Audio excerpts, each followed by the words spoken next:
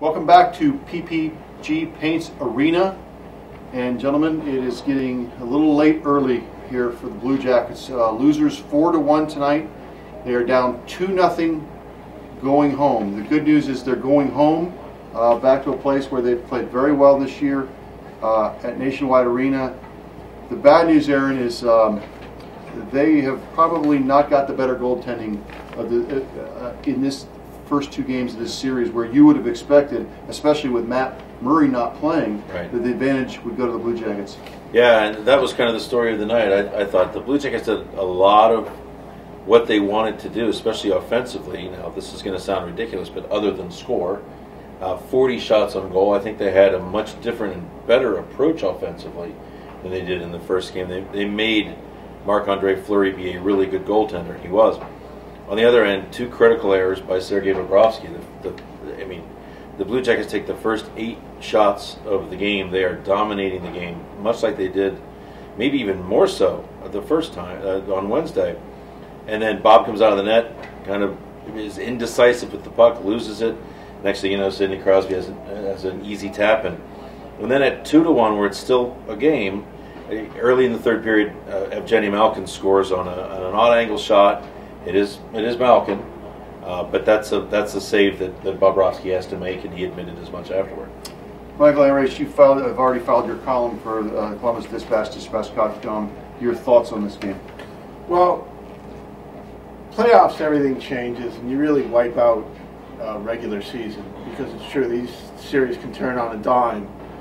So I've been reluctant to say that anything's playing on this team mentally, and tonight I suggest that maybe it is. You can't. I'm not definitively saying it, but when the quirky things that happened tonight, Bobrovsky's muff behind the goal, Fleury standing on his head, which isn't quirky, but I mean he's been unbelievable. That no one saw that. Could have said that was coming down the pike. Gabriel Carlson coming out, and all of a sudden he's looking at a 2-on-1, like deers caught in the headlights. And again, struggle to score, power play.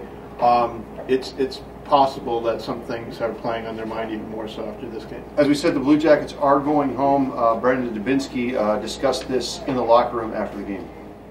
Can't veer off. We can't start going into individual efforts, or else it'll be worse. I mean, like I said, we played the game that we wanted to. We executed the game plan. We just got to find a way to find one, and find one early. I think.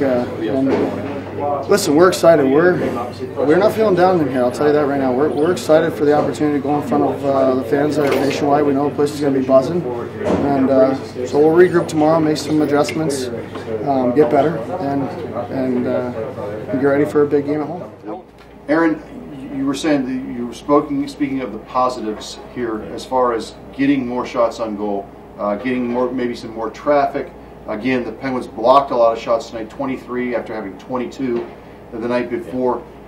But this is 10 of 13 games where they have 2 goals or less. Yeah. What has to what has to change? Is it puck luck?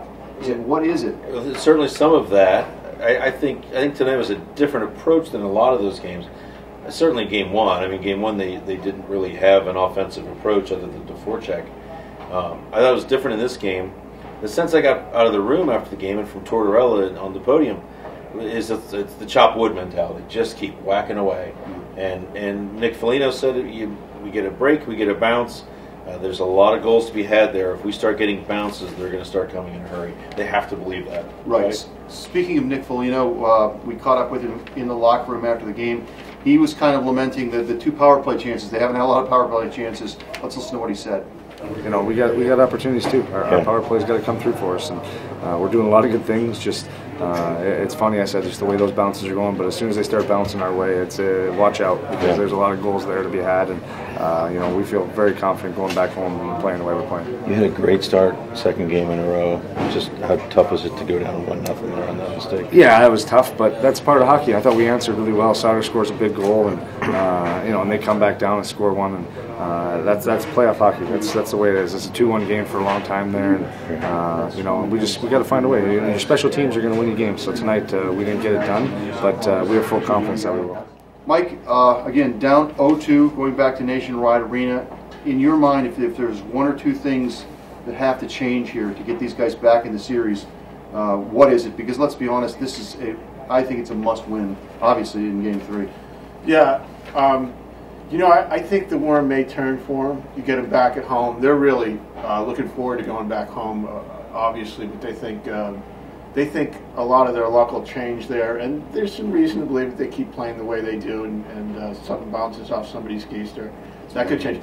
Now, one thing I'm curious about is at the end of this game, Matt Calvert snapped his stick on the back of Tom Kuhnhackel's head, and then wheel spins turned around and caught him in the head with the shoulder, or at least that's what the replay I saw looked like. He may get the 2 games off in Nationwide. Yeah, exactly. Now he's a critical player for this team. He's played well against the Penguins in the playoffs. 50% of their offense in the series. That's right. Speaking of critical players, we would be remiss. I think our last video here, we were sitting here, said, boy, the Blue Jackets lost the game in Game 1, and Sidney Crosby didn't do anything. Well, tonight I think he was involved in I think at least 3 of the goals. He was dancing. He was terrific tonight. The big play. He scored the goal, got kind of the freebie on the misplay behind the net. Yeah. But boy, the pass against on the 2-on-1 to get the right back after the Blue Jackets had tied it on Saad's goal. And we talked about this. Tonight was a perfect example of this. Columbus is just hammering away, trying to get something offensively. Everything they've got, and it fritters away. The Blue Jackets have 3-on-2s, 2-on-1s, and it just kind of fritters away. They pull up, and nothing comes of it. Penguins get that odd man rush, and it's just 300 miles an hour with a hell of a chance at the end of it. And they can score goals out of nothing, and Columbus gets nothing out of what looks like it's going to be a goal. That's kind of the what it's gone here. And unless that changes, boys, we got 2 games left. Skill level. Okay.